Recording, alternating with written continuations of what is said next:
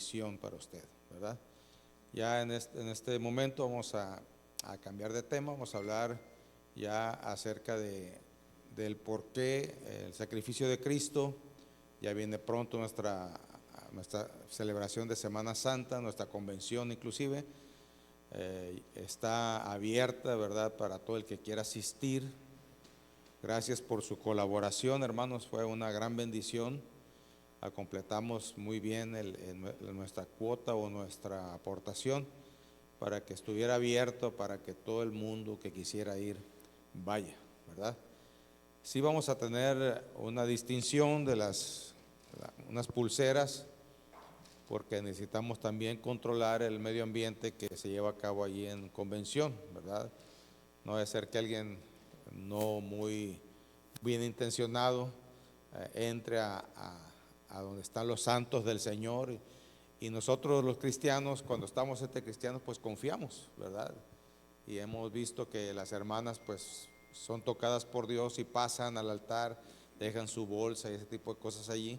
Y aunque tenemos seguridad nosotros que están checando todo eso, porque también es importante que estemos atentos, pues también necesitamos ver si alguien más, ¿verdad?, que no es un invitado de la iglesia, pues podamos localizarlo y podamos poner un poquito más de atención. Así es que, hermanos, gracias, quiero agradecerles, ¿verdad?, su colaboración, su cooperación, y hemos abierto esa puerta tan importante. Así es que lo siguiente es prepararnos para convención, ¿verdad? Para convención, inicia el 2 de abril y termina el 5 de abril. Son 4 días intensos, pero muy buenos, donde la presencia de Dios se mueve, y pues se prepara todo, ¿no?, para que darle a Dios la excelencia, y que los que participemos o estemos, pues podamos ser bendecidos. Así es que muchas gracias, hermanos. Bien, viene Semana Santa y es importante ver el por qué Dios murió por nosotros, ¿no? Y hoy vamos a estar considerando lo que Hechos capítulo 2, verso 42 dice, ¿verdad? Hechos 2:42 dice que aquellos que habían sido salvos y aquellos que habían sido tocados por el Señor, no solamente los 120 que estaban en el aposento alto, sino que ya se habían añadido otros, y empezaron a tener actitudes básicas de una congregación, porque la congregación o la iglesia, hermanos, no nació por ocurrencia de una persona, sino que fue un mover de Dios. Y precisamente vamos a estar considerando esos temas para darnos cuenta qué es la iglesia, cómo somos constituidos, cuáles son nuestros privilegios, cuál es el poder que Dios ha otorgado a la iglesia, ¿verdad? Y al hablar de la iglesia estoy hablando de ti y de mí, no estoy hablando de las paredes. Amén. ¿Sí? Estoy hablando de ti y de mí. ¿Ok? Y entonces, porque dice claramente que otorgó un poder con un propósito, ¿sí? No es nomás dar poder por poder. A ver qué se le ocurre a esta o a este. No es de ocurrencias. Dios no es de ocurrencias, ni tampoco concede caprichos personales.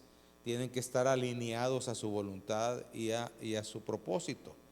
Entonces, todo eso tenemos que aprenderlo, hermanos, porque es necesario saber que lo que hemos aprendido de la iglesia, en mi caso, que yo vengo de otra religión, ¿verdad?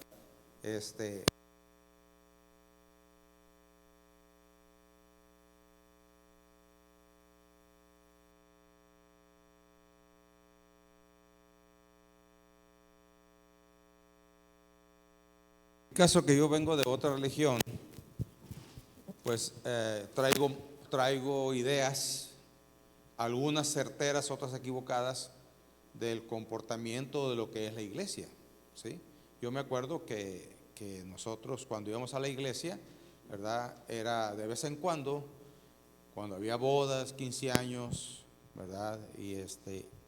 y, y- y mi mamá tenía una tradición que se hacían antes procesiones, hoy ya no se hacen, ¿sí? Cuando menos aquí en el norte de México yo no las he visto, pero antes sí se hacían. Y entonces algunos nos vestían de Juan Diego, de inditos, ¿verdad? Y ese tipo de cosas, con el propósito de identificarnos. Y traemos ciertas ideas, ciertas cosas, muchas veces inventadas por nuestros padres, porque pues no, no se le daba una instrucción correcta. Había instituciones educativas como, ¿cómo se le llama? Ah, iban al catecismo, ¿verdad? Y ese tipo de cosas. Y pues trataban de enseñarle a uno, ¿no? Pero viene todo chueco, todo mal informado, tenemos ideas equivocadas y entonces nosotros como hijos de Dios necesitamos saber qué es la iglesia, en qué consiste, por qué Jesucristo, por qué Dios eligió la iglesia y para qué la eligió. O sea, el propósito tuyo y mío, ¿sí me explico? No es solamente mi salvación ni tu salvación, sino que mientras que estemos en este mundo debemos tener un propósito como iglesia, ¿verdad? Porque tenemos propósitos como padres, como esposos y como familia, ¿ok? Pero también tenemos un propósito como iglesia. No es nomás así de que voy a ir a matar el boleto o, o para que no estén dando lata a la familia voy a ir, ¿verdad?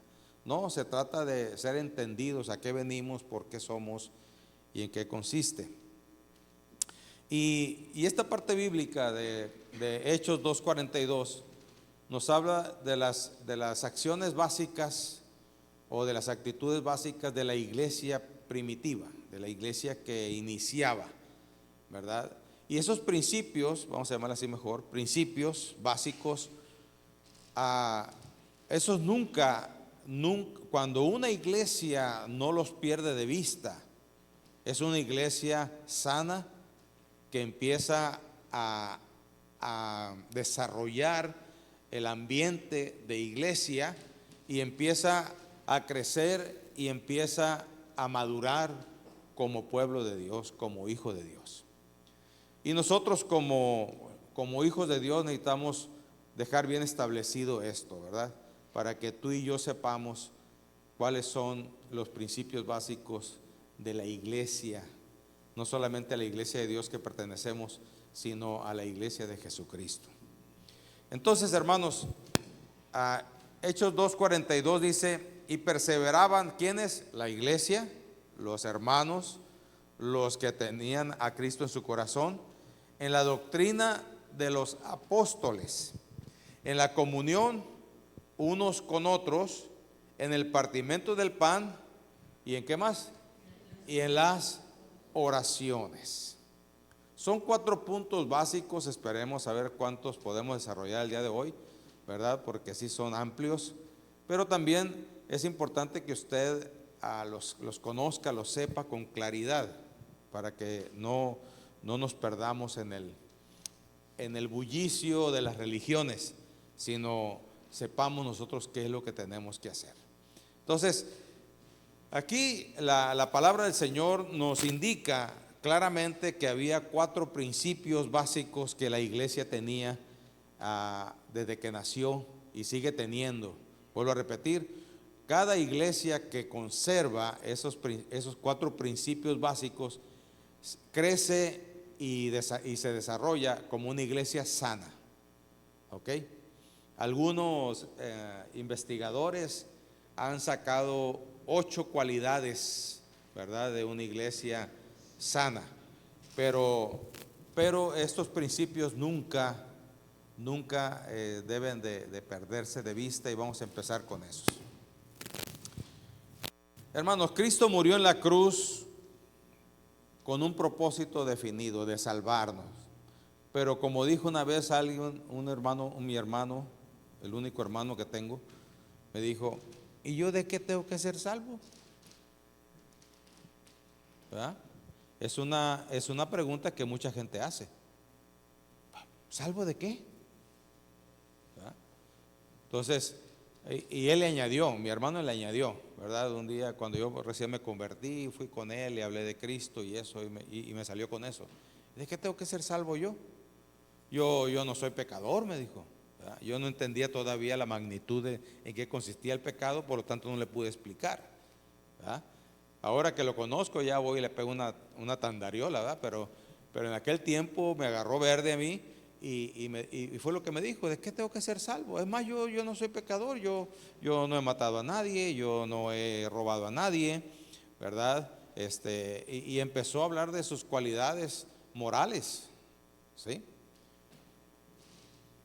Y así hay muchas gentes, muchas personas, inclusive podemos nosotros caer en ese error de pensar que no somos pecadores y sentirnos lo suficientemente santos como para seguir pecando y sentirnos bien.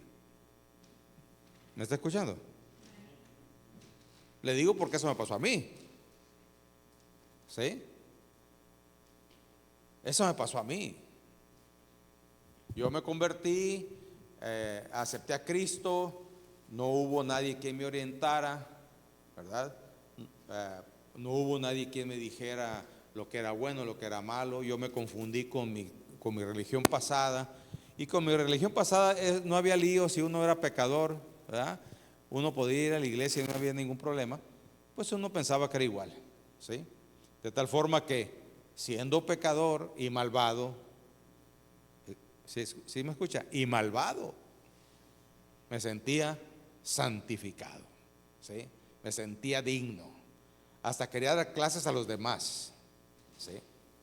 Entonces, pero un día que Cristo me tocó realmente y me hizo ver mis errores, me hizo ver cómo estaba podrido por dentro, las cosas cambiaron. Porque eso solamente se puede ver espiritualmente y cuando hay una disposición de nosotros. Mientras no hay disposición, queremos aparentar sin vivir lo que Cristo ha estipulado.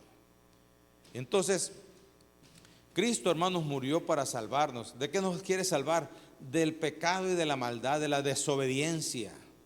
¿Tú eres una persona obediente a Jesucristo? ¿O aún todavía te resbalas? ¿Verdad que nos resbalamos todavía? ¿Sí?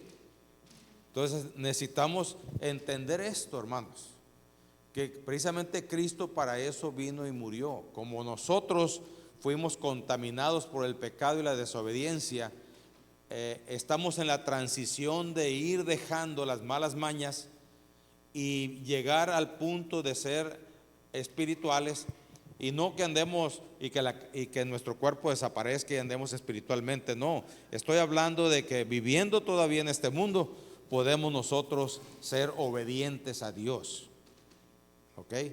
Porque la obediencia a Dios tiene que ver con obediencia a su palabra, no con obediencia a lo que la gente dice. Un ejemplo.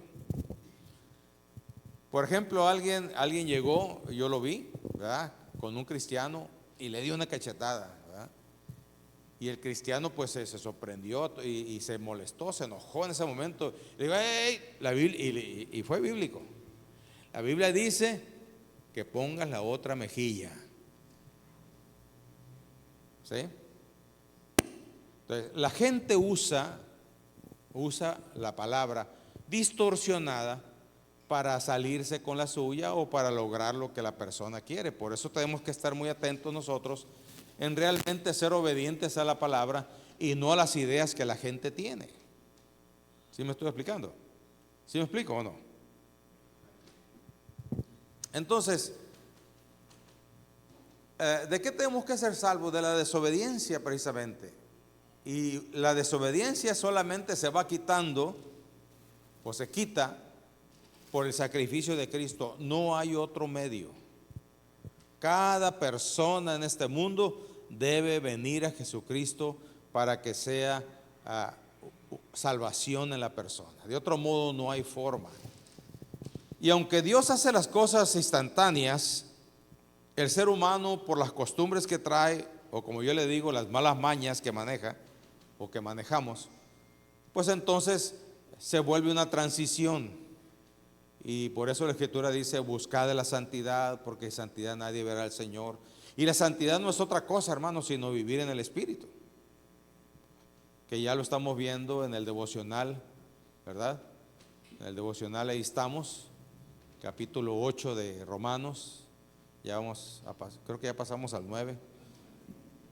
Y entonces nosotros ya lo vimos eso, cómo debemos de vivir en el Espíritu.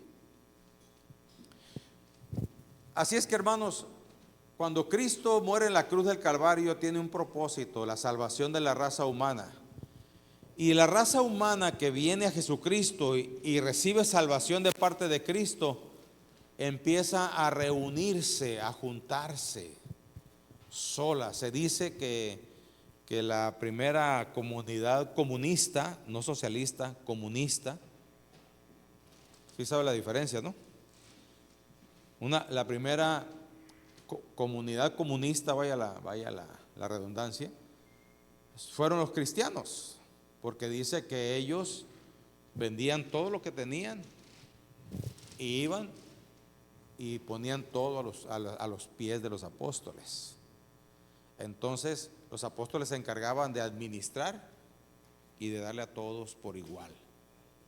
¿Okay? No repartían dinero, sino que era una comunidad y todos comían lo mismo, todo estaba allí tranquilamente, ¿verdad? Hasta hay una anécdota de Ananías y Zafira, ¿verdad? Donde ellos quisieron engañar a la iglesia, y entonces ahí Dios nos deja una enseñanza muy, muy importante, poder entender, hermanos, que lo más importante es ser honesto y sincero, más que tratar de engañar, porque a ellos no se les pedía nada, a ninguno de los que se iban convirtiendo se les pedía nada, nacía en su corazón hacerlo, ¿sí? Y ellos dijeron, vamos a vender esta propiedad, capamos la coche, y aunque la vendimos en 200,000, vamos a decir que la vendimos en 100,000. Y el problema no es lo que dieron, porque hubieran dicho así, ¿saben qué? Nosotros traemos 100,000 y nos vamos a quedar con otros 100,000, y no hubiera habido ningún problema, porque no era una ley. ¿Me explico? Era un mover de Dios en los corazones de ese tiempo, de las personas que estaban allí.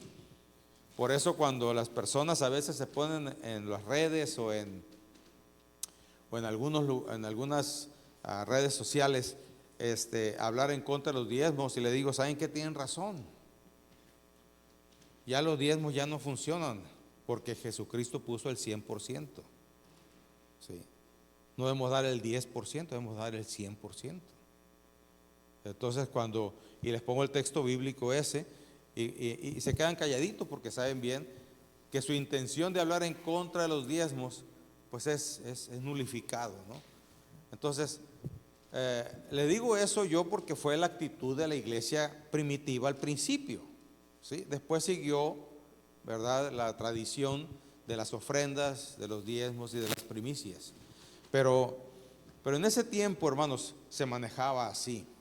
Entonces, a lo que voy es de que hay algo que sucede en el ser humano que nos hace actuar equivocadamente, y es precisamente a lo que Dios nos quiere librar y salvar, y es lo que hace en nosotros, porque empezamos a ser honestos, empezamos a ser sinceros, empezamos a ser personas que empezamos a dominar nuestra vieja naturaleza, que no nos dejamos llevar por cualquier cosa, que no nos enganchamos con cualquier situación, ¿sí?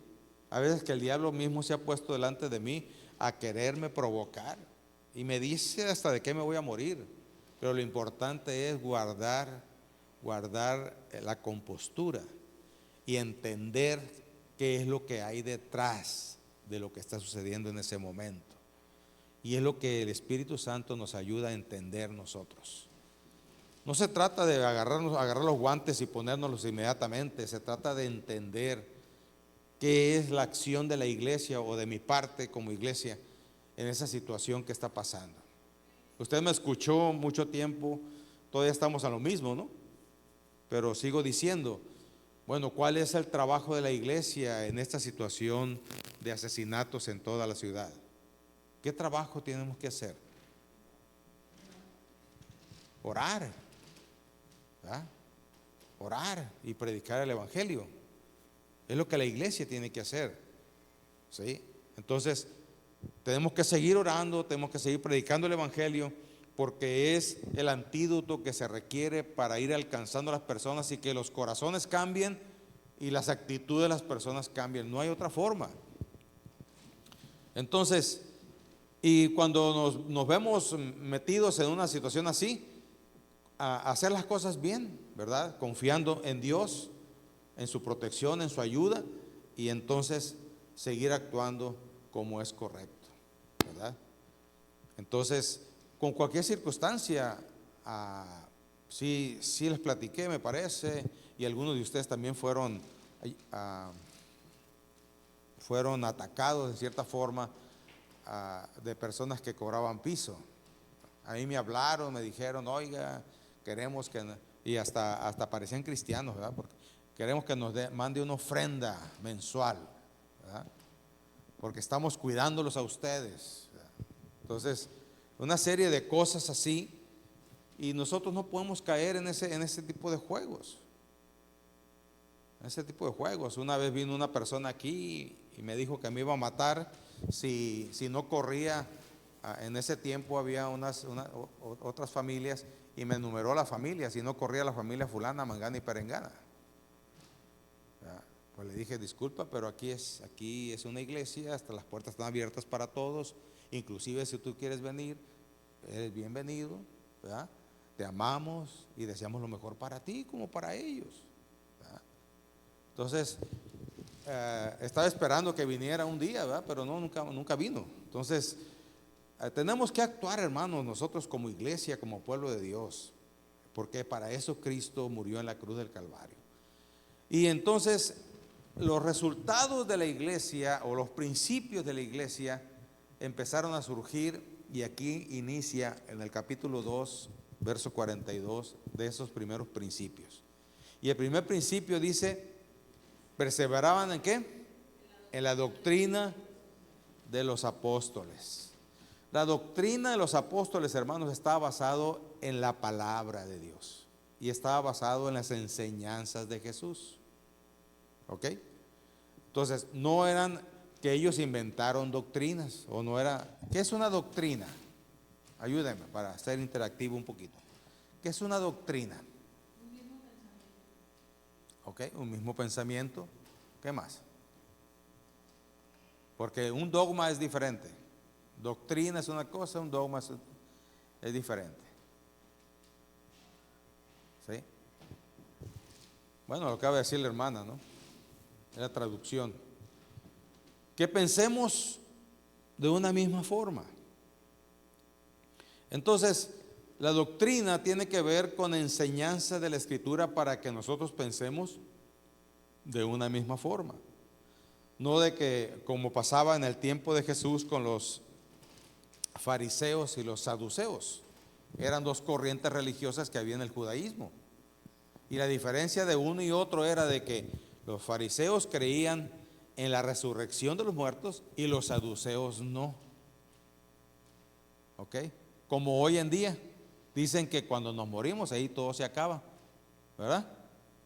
Y habemos otros que decimos que si morimos apenas empieza nuestra eternidad.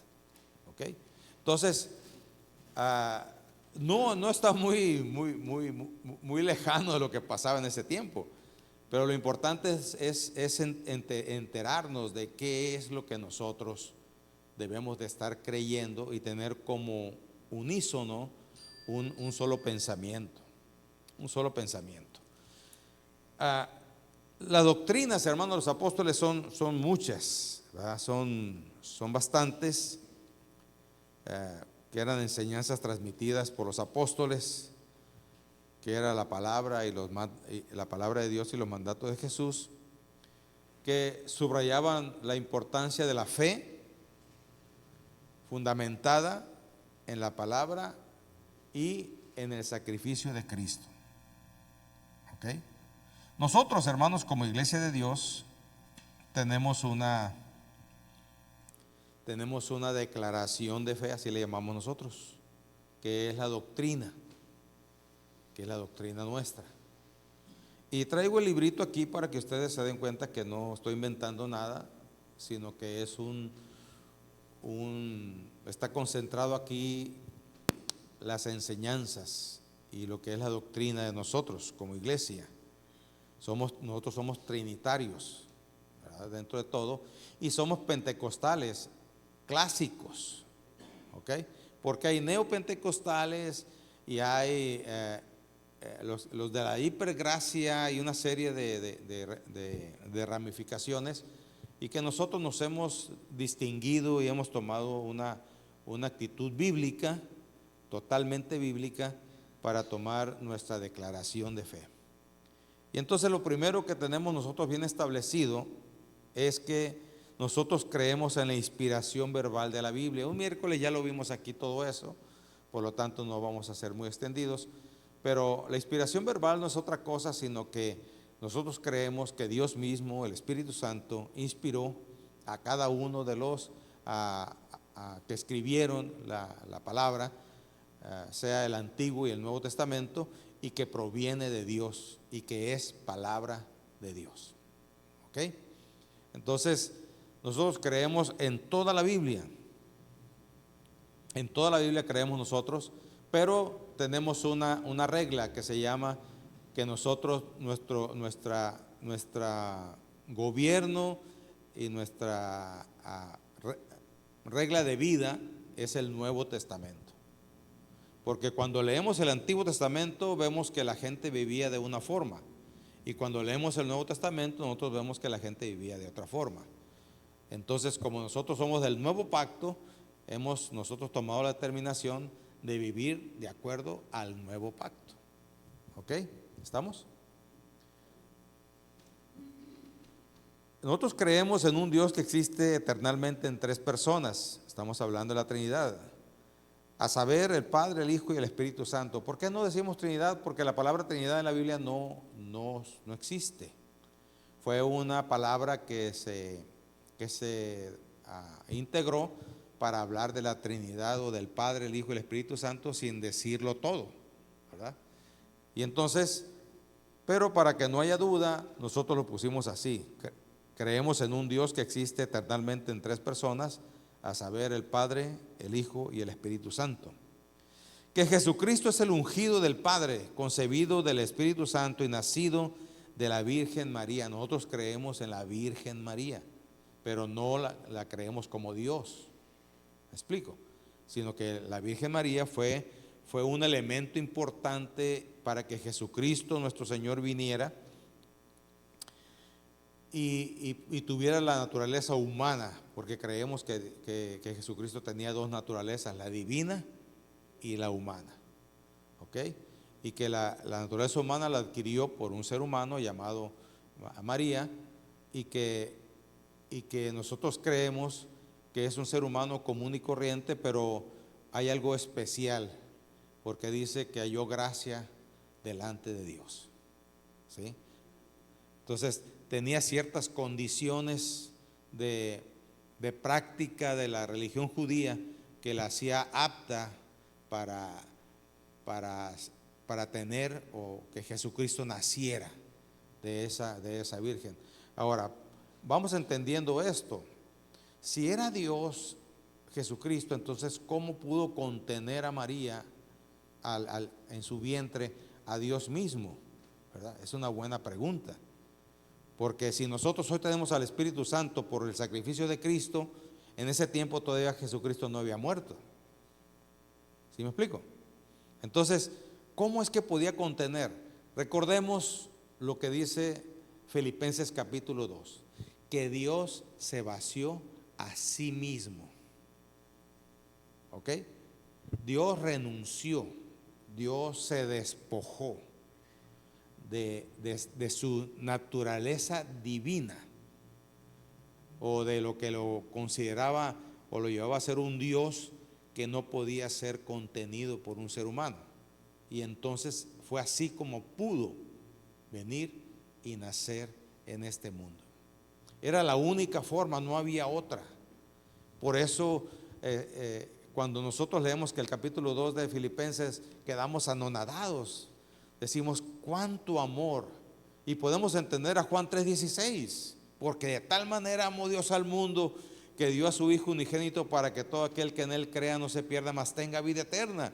Y toma sentido y toma valor ese texto bíblico, porque en el capítulo 2 de Filipenses nos explica que ese ser poderoso, igual de borrar todo y volver a hacer una creación nueva, Él se despojó, se sacrificó, se dio a sí mismo para que tuviésemos la oportunidad nosotros de poder ser salvos. ¿Salvados de qué? De la maldad, de la desobediencia que Adán y Eva cometieron.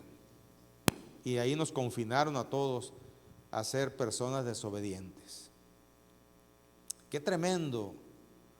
Es como cuando, es que no hay comparación, pero tratando de dar una idea, es que cuando tú te despojas de algo o de todo por ayudar a alguien, ¿no? O te sacrificas tú por alguien más.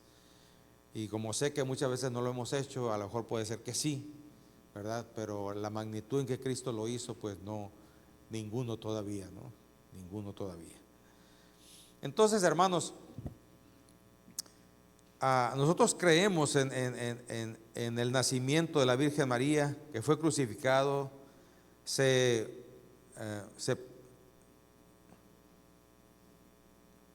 sepultado y resucitó de entre los muertos, que ascendió al cielo y está hoy a la diestra del Padre como nuestro intercesor. Número 4, que todos han pecado y han sido destituidos de la gloria de Dios, y que el arrepentimiento es ordenado por Dios para todos y necesario para el perdón de los pecados. Por eso tenemos que vivir una vida de arrepentimiento, o una vida arrepentida. 5, que la justificación, la regeneración y el nuevo nacimiento se efectúan por fe en la sangre de Jesucristo. 6, en la santificación siguiente al nuevo nacimiento por fe en la sangre de Jesucristo, por medio de la palabra y el Espíritu Santo. 7, que la santidad es la norma de vida de Dios para su pueblo en el bautismo con el Espíritu Santo subsecuente a la limpieza del corazón. Y esto es muy importante, hermanos. Este punto es muy importante porque nosotros vemos en el libro de Hechos que los apóstoles y cada uno de los 120 que estaban en el aposento alto se dieron a la tarea de predicar el bautismo con el Espíritu Santo. Es más, los apóstoles llegaban a un lugar y preguntaban, como Pablo le dijo a los que habían sido bautizados con Juan. Le dijo, ¿ya ustedes recibieron el Espíritu Santo? ¿Qué es eso? Nosotros no, nunca hemos oído nada de eso. Y entonces uno de los siguientes pasos, o el siguiente paso de aceptar a Cristo, de haber nacido de nuevo, es buscar el bautismo o la manifestación de haber recibido el Espíritu Santo en nuestras vidas. ¿Me explico? Vuelvo a repetir. La manifestación de haber recibido el Espíritu Santo en nuestras vidas. ¿Cómo se manifiesta? Con el bautismo con el Espíritu Santo. ¿Cuál es la evidencia externa? Déjenme ver, parece que aquí lo dice.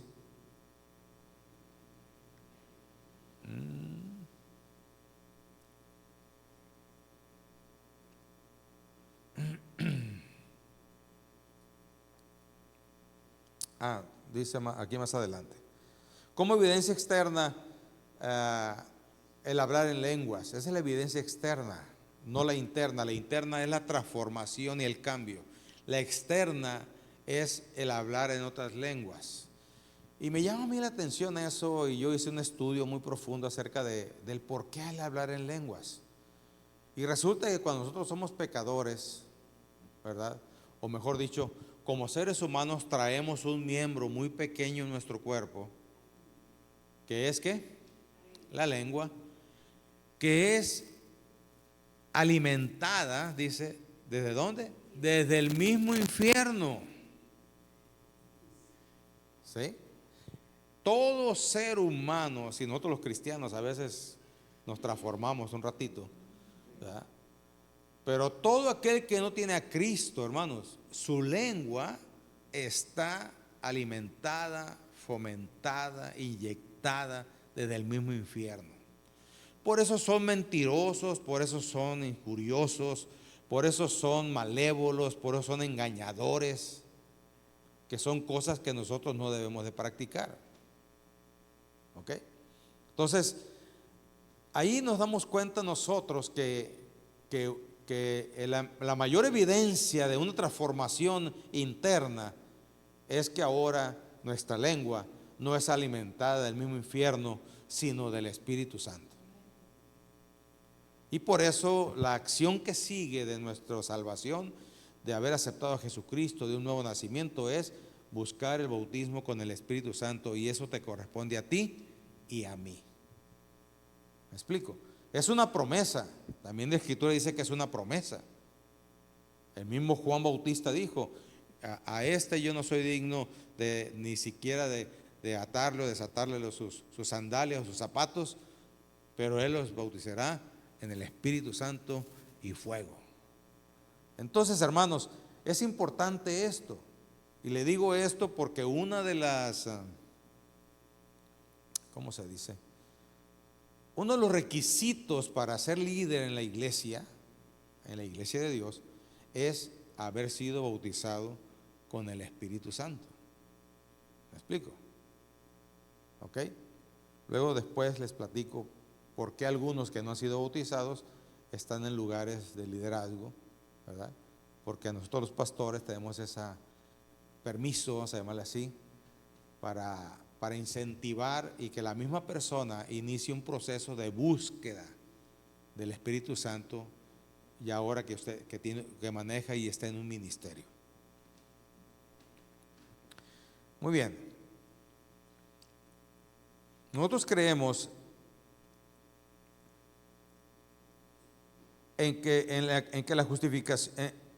nosotros creemos que la justificación, la regeneración y el nuevo nacimiento se efectúan por la fe en Jesucristo.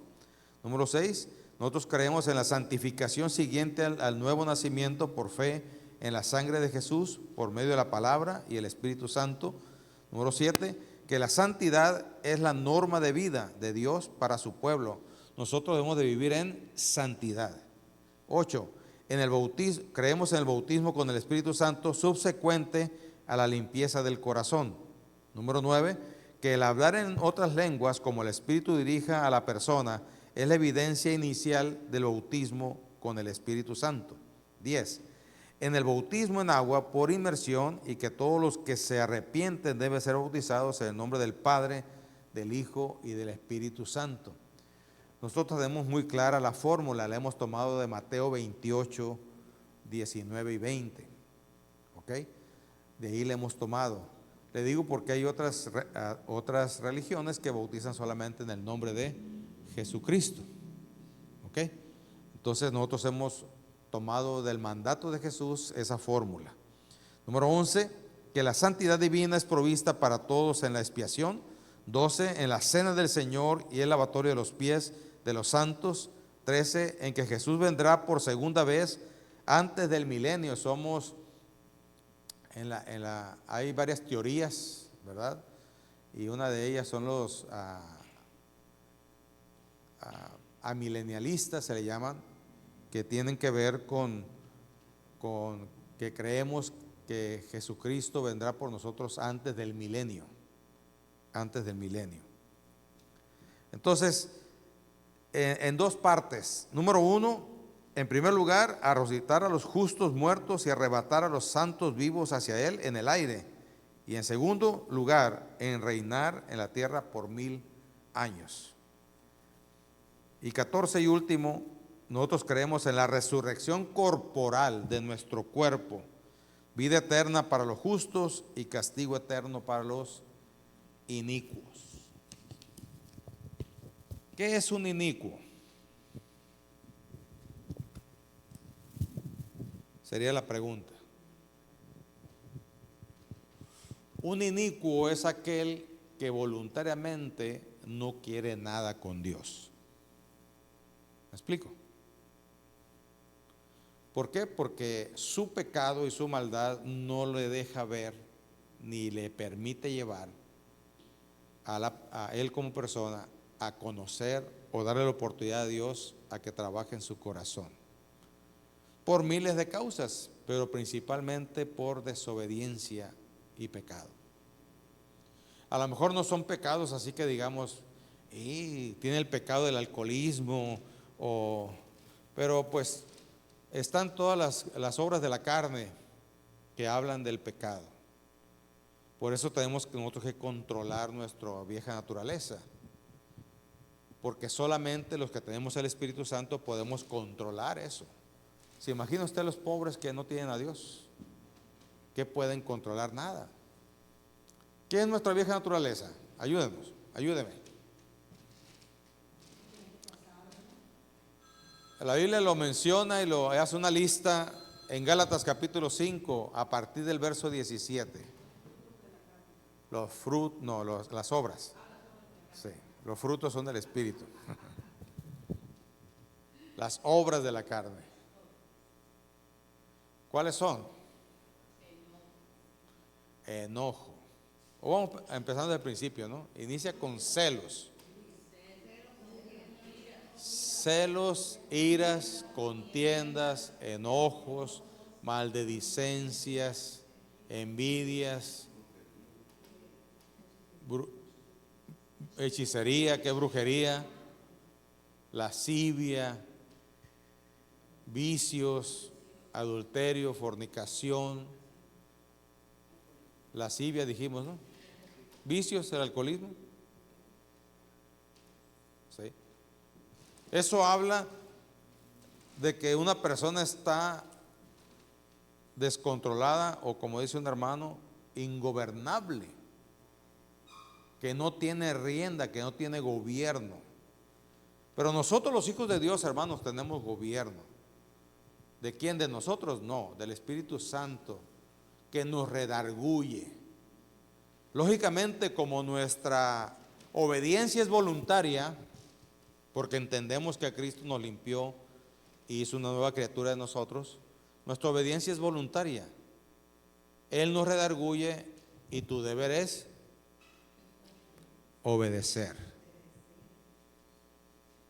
Tu deber y mi deber es obedecer. Él me redarguye, mi deber es obedecer. Sin embargo, sigue y está expuesta a que al final de todo tú tomes tu decisión. Ya lo leímos también en el capítulo 6 de Romanos, ya lo vimos en el devocional, y dice que ahora nosotros tenemos la facultad de esclavizarnos a quien realmente queremos. Tú te puedes seguir esclavizando a tu pecado y a tu maldad si tú quieres, ¿verdad? Pero el Espíritu Santo estará ahí trabajando contigo y te va a estar redarguyendo. Pero la decisión tienes que tomarla, ¿quién? Nosotros. Dios no te va a amarrar los pies ni te va a amarrar las manos, ¿verdad? Si tú no puedes dejar alguna tentación, algún vicio, es porque no te has arrepentido al respecto. ¿Me explico? El arrepentimiento es indispensable. Si aún todavía sigues tú practicando algún pecado, el que sea, tienes que arrepentirte de esa área de tu pecado o de mi pecado. Tengo que arrepentirme. Si no me arrepiento, entonces voy a seguirlo practicando porque le voy a seguir siguiendo la corriente, ¿verdad? Porque el arrepentimiento es un pesar que el Espíritu Santo produce en nosotros por el pecado y un cambio de actitud y de mentalidad. Ese es el significado de arrepentimiento, de la palabra griega menatoía. Entonces, cuando nosotros caemos en una actitud de arrepentimiento, entonces dejamos a un lado las cosas. Y lógicamente el Espíritu Santo te da tu recompensa, te trae paz y seguridad en tu vida. Pero ¿qué crees? Si descuidamos nuestra vida espiritual, ¿Quién crees que quiere volver a tomar el control de tu vida? El enemigo y nuestra vieja naturaleza. ¿Ah? Puse un ejemplo yo cuando hablamos de esto en el devocional, y nosotros metemos nuestra vieja naturaleza en un cuarto con una puerta cerrada. ¿Quién crees que le abre la puerta? Nosotros. Él no tiene nuestra vieja naturaleza no tiene la facultad de abrir la puerta. Pero si tú vas y le abres la puerta, es complacido. ¿Me explico? ¿Cómo abrimos la puerta? Cuando seguimos practicando lo que no debemos hacer. Así de fácil y de sencillo. Entonces, la doctrina, hermanos, nos sirve para que nosotros podamos entender, tener una mentalidad o una acción mutua donde podamos entender todos lo mismo. No que practiquemos todo lo mismo, pero sí podamos entenderlo y poder llevarlo al corazón para practicarlo. Ya cuando una persona madura en su carácter y en su forma de fe, entonces empieza a tomar una misma forma que los demás. ¿Me explico? Entonces, si una persona era sinvergüenza, pues deja de ser sinvergüenza y me parezco al hermano que no es sinvergüenza. ¿Me explico? Entonces, tengo que entender yo que hay características, y el principio principal de esto es de que la iglesia perseveraba en las enseñanzas, en las prácticas de la iglesia, ¿verdad? Que se le decía doctrina de los apóstoles, de las enseñanzas de los apóstoles.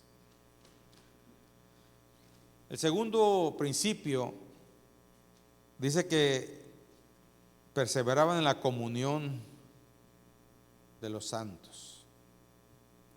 ¿Por qué de los santos?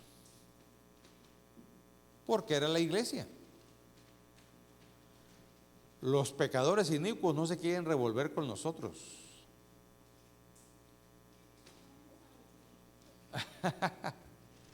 Me dijo hace muchos años yo era estudiante de preparatoria. Por cierto, yo estudié en la noche, yo trabajaba y estudiaba. Y entonces a una de mis compañeras de clase le prediqué, le pasé el mensaje de salvación. Y me dijo, ¿sabes qué? Todo está muy bien, me dice, pero ustedes son bien aburridos. ¿Aburridos? ¿Por qué? No, dice, no bailan, no toman, no van para allá, no fuman. No, le digo, estás equivocada. Aburrida tú, que necesitas tomar, bailar, fumar y todo eso para sentirte feliz. Yo no necesito ni tomar, ni bailar, ni ir para allá, ni para ningún lado, ¿verdad? Para ser feliz. Entonces, ¿quién es el aburrido aquí? ¿Yo o tú? No, pues yo entonces, ¿por qué me criticas? ¿No? Entonces, ahí mismo ella dijo, ¿sabes qué? Tienes razón. No aceptó a Cristo ni nada, ¿no? Porque no se dio el momento. Y pero reconoció. Y nos sucede a nosotros todos los días, cuando le hablamos a alguien, ¿verdad? Porque nosotros no hablamos groserías, sino hablamos de Dios, hablamos de bendición. Sí nos reímos de cosas que nos pasan, ese tipo de situaciones, y es bueno. Tenemos que aprender a reírnos de nuestros, ¿cómo se dice? De nuestros problemas. Yo ya aprendí, ya aprendí. Hay situaciones muy complicadas que a nadie se los deseo, ¿no? Pero los problemas cotidianos, hermanos, tenemos que aprender a reírnos. ¿Sí? Si no traes dinero, igual de ponerte a llorar, ríete, ve nomás. Y luego ponle fe y esperanza. No traigo dinero, pero Dios me va a proveer. Esa es la mentalidad del Hijo de Dios, hermanos. La mentalidad del pagano es ¿qué voy a hacer ahora? Y empezar a mortificarse, que al final de cuentas no soluciona nada, ¿sí? Igual de tomar una actitud correcta, adecuada, ¿eh? Me mortifica, ¿verdad? Y lo peor es que cuando me mortifico meto en problemas a los demás, ¿sí? Y si Dios me permite enojarme pero no pecar, pues yo creo que en la mortificación también debe ser igual. Si tú te quieres mortificar, pues nadie te puede decir que no. Pero no envuelvas a los demás, no metas en problemas a los demás. Necesitamos entender bien estos principios para poder nosotros desarrollarnos en la vida cotidiana que tú y yo estamos viviendo todos los días. Y que a veces tomamos actitudes de paganos, como si nosotros no tuviéramos a Dios, como si nosotros estuviéramos desamparados, como si estuviéramos, como dice la Escritura, sin Dios y sin esperanza. Pero no es cierto. Tenemos a Dios y tenemos esperanza. Y nos ha puesto en un lugar en una circunstancia totalmente diferente, porque Dios está presente.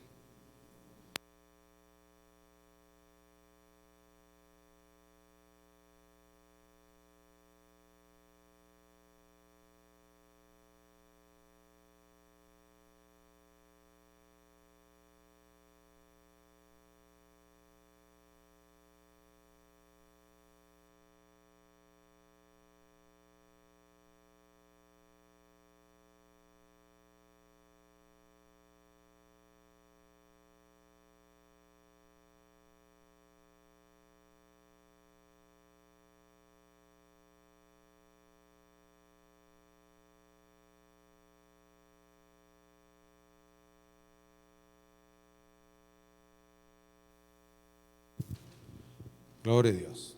Ahí está.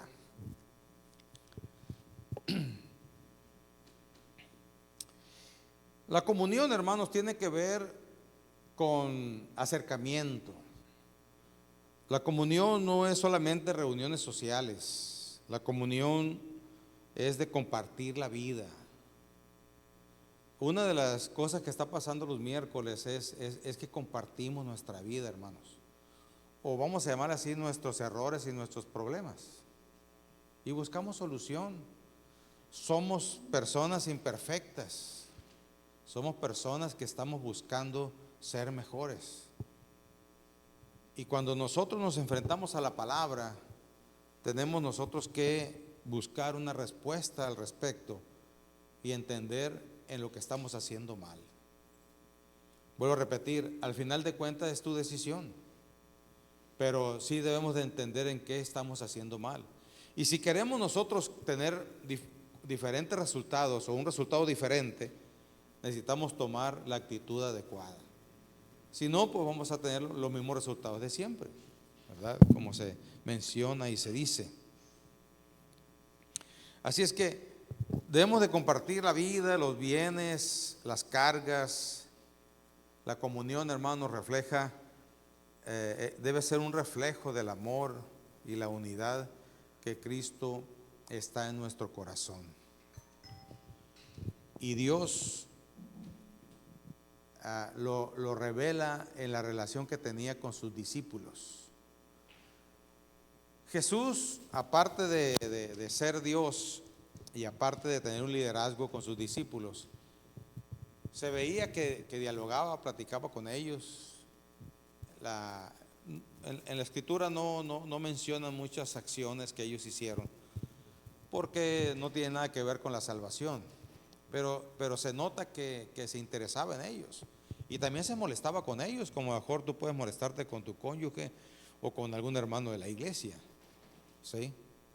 Pero no pasaba a mayores, hermanos. Ellos terminaron al final, ¿verdad? Solamente el hijo de perdición que tenía que perderse cayó, pero terminaron al final todos juntos, bien entendidos sobre el plan y el proyecto de Dios. Al principio, como todo ser humano, los discípulos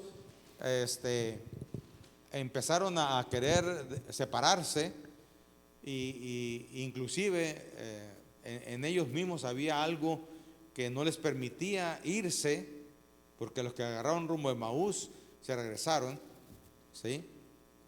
Jesús fue por ellos, se les apareció, se regresaron y se les apareció cuando ya estaban todos juntos allí en Jerusalén. Entonces se nota que al final Jesús aún pudo mantener la unidad entre ellos, y para eso pues hubo diálogo, plática, y se nota en todo lo que está escrito en la palabra, como por ejemplo la relación de Pedro y Jesús. La relación de Pedro y Jesús fue muy, muy intensa, muy, muy cercana, y como con Juan también, pero era media bélica la de Pedro, ¿sí? Porque era muy ocurrente. Y luego tenía buenas intenciones, pero era muy ocurrente. Un día se le ocurrió venir con Jesús y quererlo convencer, ¿verdad? Bueno, Jesús, ¿por qué tienes que morir? Le dice, si mira, estamos bien suaves así. Entonces Jesús, viendo la buena intención, pero de parte de quién venía esa frase, le dijo, Pedro, no eres tú el que hablas, ¿no? Y le dijo, apártate de mí, Satanás. Entonces, hay veces, hermanos, que suceden cosas en nuestras vidas que parecieran bonitas, pero al no estar discerniendo,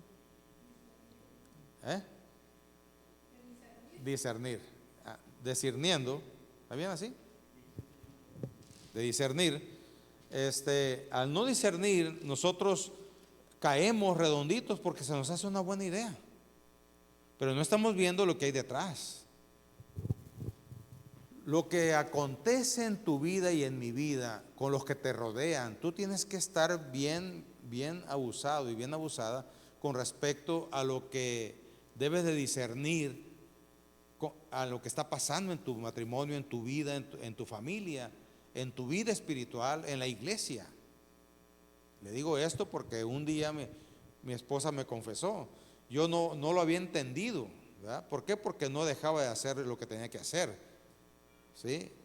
Pero ella lo entendió. Agarró un tiempo de buscarme pleito antes de que nos viniéramos a la iglesia para que yo no pudiera predicar. Ella no lo entendía. Ella según era una situación que tenía que arreglar, algo positivo, ¿no? Pero un día el Espíritu Santo le reveló, ¿sí? Y entendió. Ve nomás lo que estoy haciendo, alterando al siervo de Dios antes de predicar la Escritura.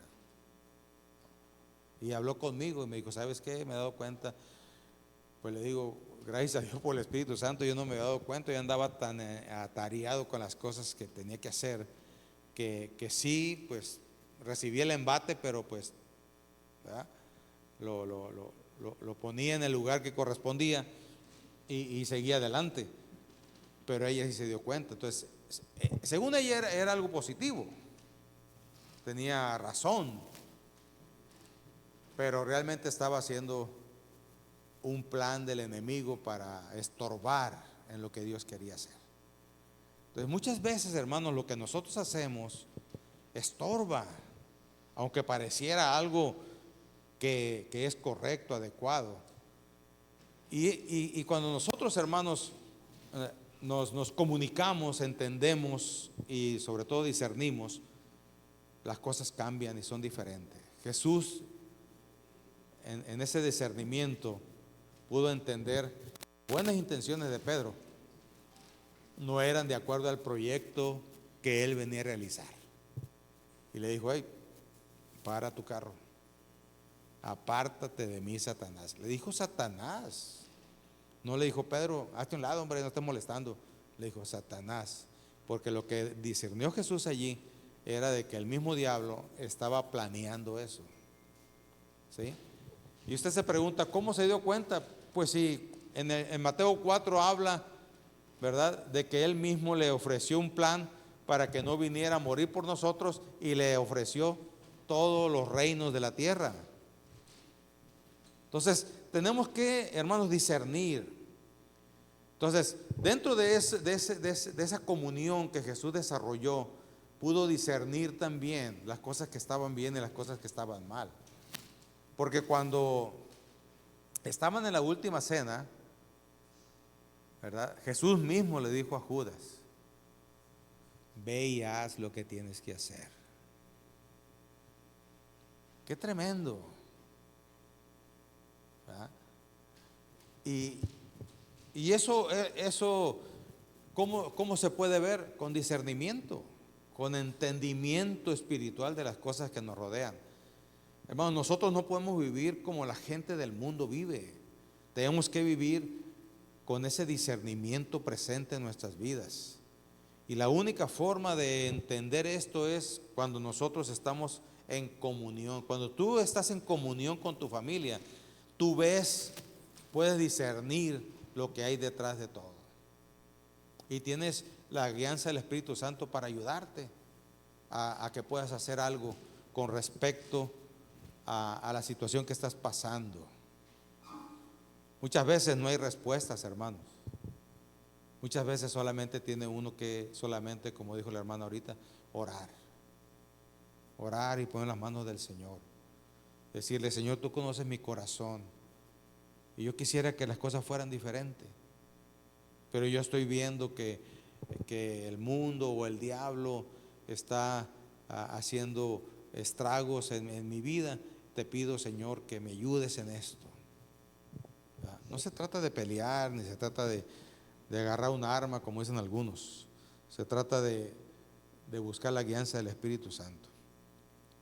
Igualmente, hermanos, la comunión, que es el reflejo del amor, es en la iglesia. Por eso Cristo creó la iglesia, para que aprendiéramos lo que es la comunión, lo que nos debe unir a nosotros como pueblo, como iglesia. Entender el tercer mandamiento que dio Jesús a la iglesia. Hay dos mandamientos para todos, pero hay un tercer mandamiento que Jesús se lo dio a la iglesia. Ámense entre ustedes mismos como yo los he amado a ustedes. ¿Cómo? ¿Cómo te amó Dios a ti, hermano? ¿Te puso peros? Así tal como éramos y como somos, nos sigue amando y nos sigue aceptando. Entonces, eso de que chale, no piensa como yo, la asco, eso no debe pasar, no debe suceder. O se comporta o no se peina como a mí me gusta, ¿verdad? Pues no, hermanos. Tú vente como a ti te gusta peinarte o vestirte, pero el hecho de que alguien se vista diferente no es motivo para que tú le rechaces. ¿Me explico? Entonces, cuando Cristo da ese mandamiento, nos abre el panorama y solamente podemos entender que lo primero que tenemos que hacer es aceptar a los demás tal como son. Y no para criticarlos, sino para ayudarlos que salgan de sus errores. Y no para que lleguemos nosotros señalándolos, sino ayudándole. ¿En qué te puedo ayudar? ¿Verdad? ¿Cómo puedo ser alguien que te pueda echar la mano y pueda salir de este problema que tienes? Hermanos, hay veces que Dios nos habla y no nos habla para criticar, nos habla para que ayudemos. Si Dios te revela algo de alguien, es porque Dios te ha elegido para que le ayudes a la persona. ¿Me escuchas?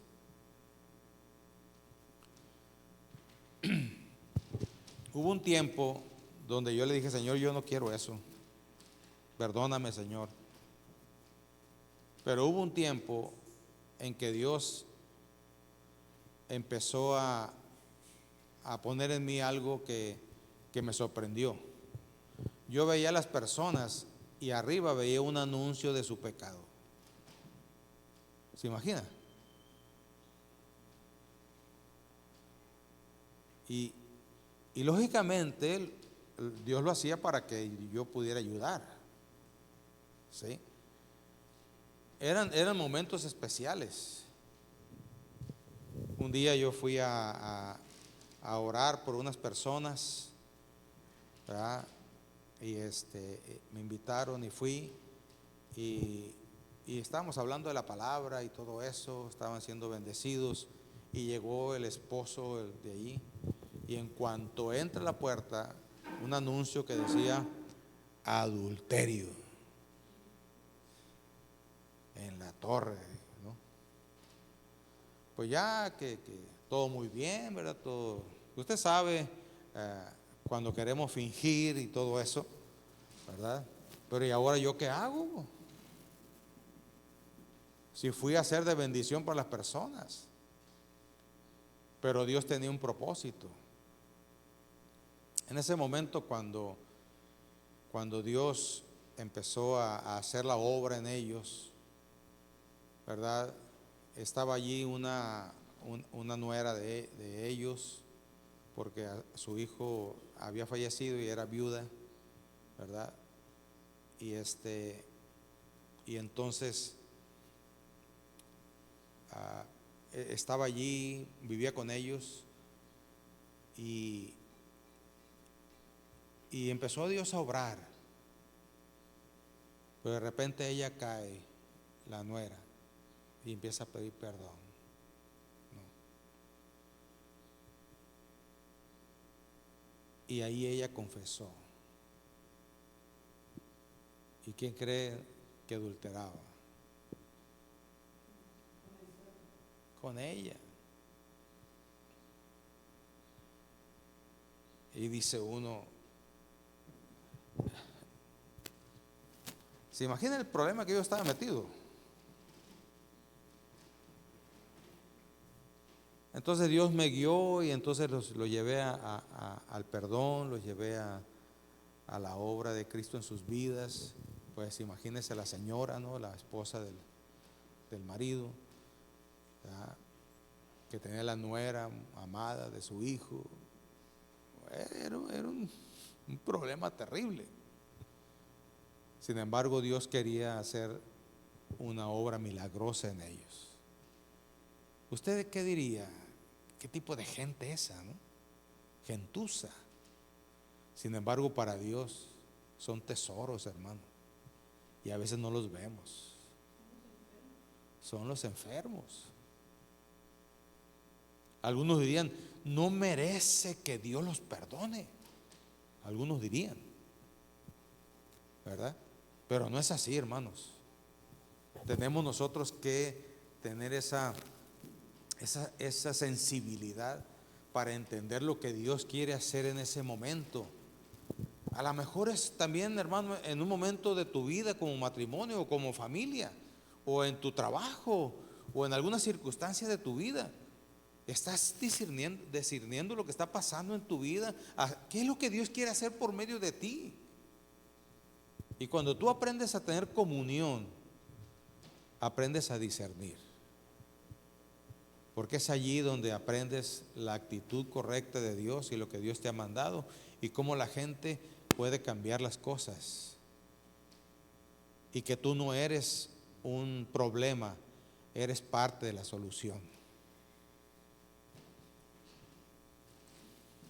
Ahí Dios obró, hermanos, en esa familia tremendamente.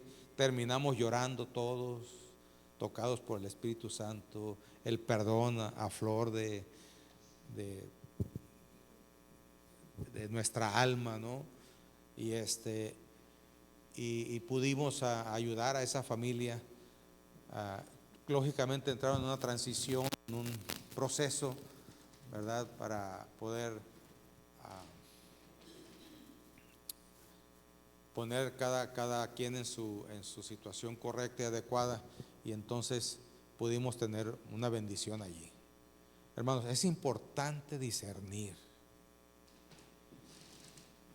Es importante discernir.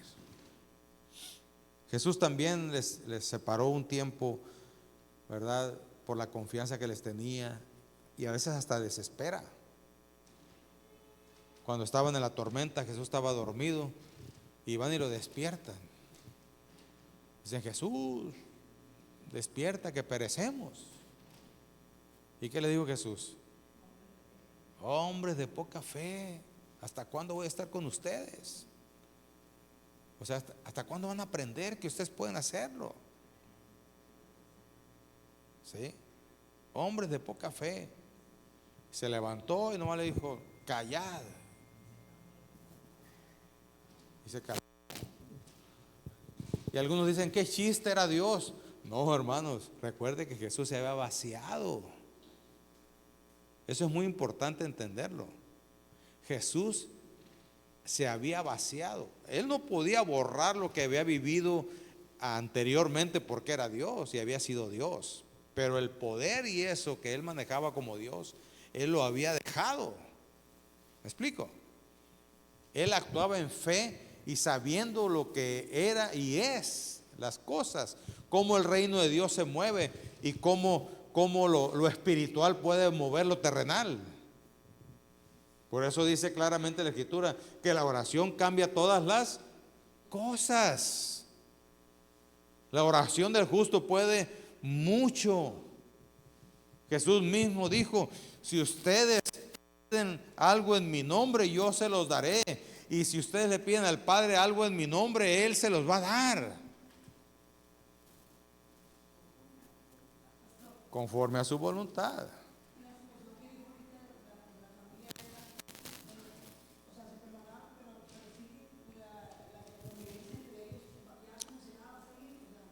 Sí, hermano.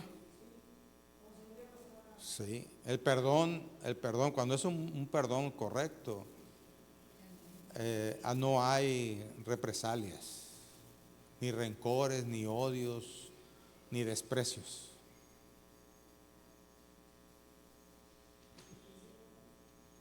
Sí, porque Dios me perdonó de mis pecados. Y se imagina que me siga despreciando por mi pecado del pasado. Pues no, ¿verdad? Es que fue una obra de Dios, hermanos. Y empecé yo a ver ese tipo de cosas y le dije, Señor, por favor, no.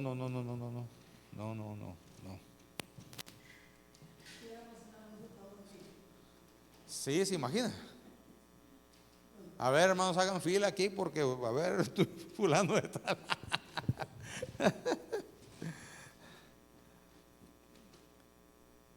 Fueron varias veces y entonces eso me llevó a decirle, Señor, por favor, eso no.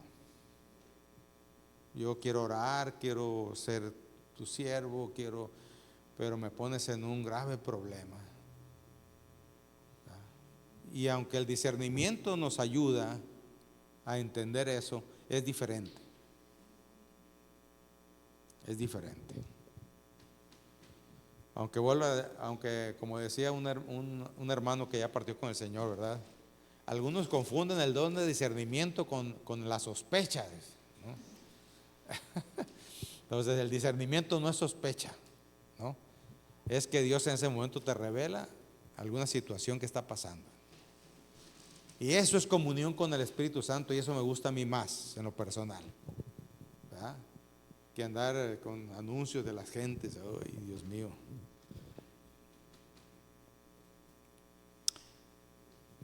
Hasta ahí le vamos a dejar, hermanos, estos dos puntos. La comunión es muy importante porque no solamente habla de estar juntos, de comunicarnos cosas de la vida. Aquí, hermanos, en la iglesia es donde nosotros podemos buscar una solución. Gracias, hermanos, por aquellos que me tienen confianza y me llaman al contarme ustedes sus situaciones y que Dios nos ayuda a encontrar una respuesta. Les agradezco, la verdad. Pero si usted no ha tenido esa libertad, puede hacerlo con libertad, ¿sí? Mi teléfono está prendido 24/7 allí. O si usted quiere hacer una cita conmigo, no hay problema, le podemos invitar a un café, ya sea aquí o en algún otro lugar que no haya mucha concurrencia, ¿verdad? Porque a veces se tratan de asuntos muy, muy serios. Cuando son muy serios los tratamos aquí. Pero cuando son cosas así más livianas, pues como conocernos, ese tipo de cosas, pues en un café. Al hermano Sirenio lo invité a un café una vez, ¿verdad, hermano? Pregunté hasta de qué se iba a morir. Un desayuno y un café, ¿verdad? Y eso nos sirvió para tener comunión, conocernos, conocerlo a él, que me conociera a mí, ¿verdad? Porque él había oído también cosas de mí, ¿verdad? No, si yo he sido duro contigo, verás cuando vayas con el pastor Ayala cómo te va a tratar, ¿no? Entonces, no digo que soy un pan de Dios, pero hermanos, trato de ser el pastor que la Biblia me dice que yo debo ser. ¿Sí? Eso trato de ser. A veces me paso, ¿verdad? Pero eso trato de hacerlo muy rigurosamente porque daré cuentas al Señor. Así es que recuerde, la iglesia, nosotros debemos estar centrados en la doctrina, número uno, en la doctrina. Ese debe ser nuestro principio que debemos de buscar. ¿En qué creemos? ¿Por qué lo creemos? ¿Okay? Tuvimos una sección aquí de varios miércoles que estuvimos hablando acerca de esta doctrina y estuvimos viendo profundamente en qué consistía esa doctrina y por qué, ¿verdad? Y luego dice que lo segundo que tenemos como principio de la iglesia es una comunión fraterna. Y en esta comunión no solamente es el socializar, sino conocernos, el platicar, el saber quiénes somos, en qué podemos ayudarnos, ¿verdad? Como dijo un hermano, si quieres dinero no hay, ¿no? Pero sí podemos echarnos la mano. No, hermanos, más que dinero, yo creo que necesitamos saber si Dios nos va a ayudar en alguna situación. Y la mejor forma es que alguien nos hable de Cristo o de la palabra y nos dé las pautas a seguir. Y en esa comunión podemos encontrar muchas cosas más. Porque ser rico, hermano, no es tener cosas, es saber disfrutar lo que tenemos. Si usted disfruta el único pantalón y la única camisa que tiene, usted es rico. Pero usted se lleva mortificando y alterado o alterada porque es el único pantalón y la única camisa que tiene, usted no está, entonces es pobre. ¿Sí me explico? Y no es que seamos conformistas, no es que seamos conformistas. Dios provee, da, nos bendice y tenemos que ver esa bendición. Amén. Vamos a ponernos sobre nuestros pies y vamos a decirle: Señor, permite que la doctrina y la comunión esté presente en mi vida, Señor, como iglesia. Te lo ruego en el nombre de Jesús.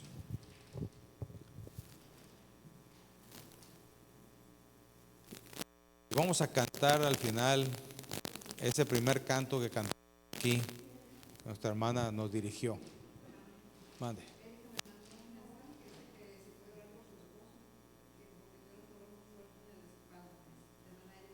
Ok, sí. Trae problemas de la columna el hermano. Muy bien, ahorita oramos.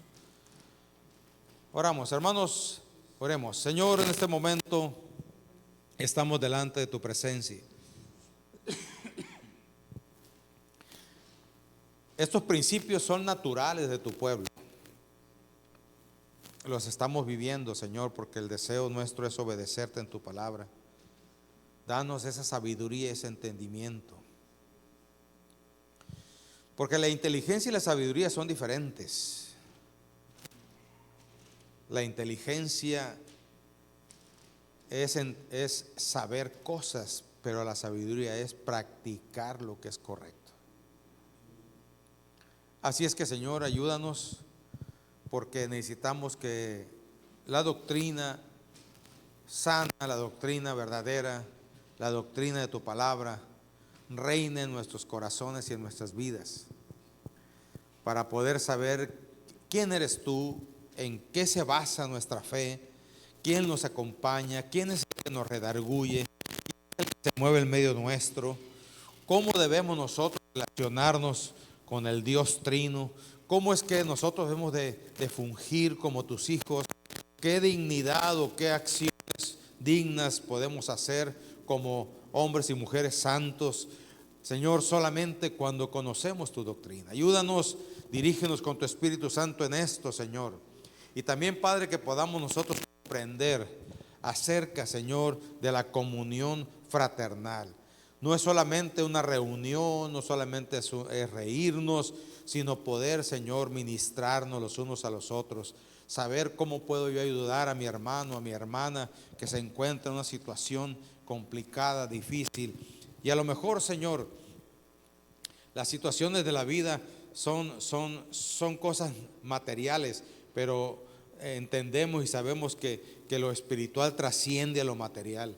Así es que ayúdanos, Señor, a entender esto, que la comunión va más allá de una, sino que la comunión tiene que ver con ayuda mutua entre unos y otros, el conocernos, el poder tener, Señor, esa fraternidad, Padre, que caracteriza a tu iglesia, a tu pueblo. Ese pueblo, Señor, que no se basa en envidias, ni se basa en señalamientos, ni que se haya convertido en jueces, no, Señor, sino en esos tus hijos, Señor, que su ambiente es el amor, es la paz, es la ayuda mutua, es el ser cordial, el poder ser parte de la solución de alguna situación de cada vida, Señor. Te lo ruego en el nombre de Jesucristo, Padre. Muchas gracias, Señor.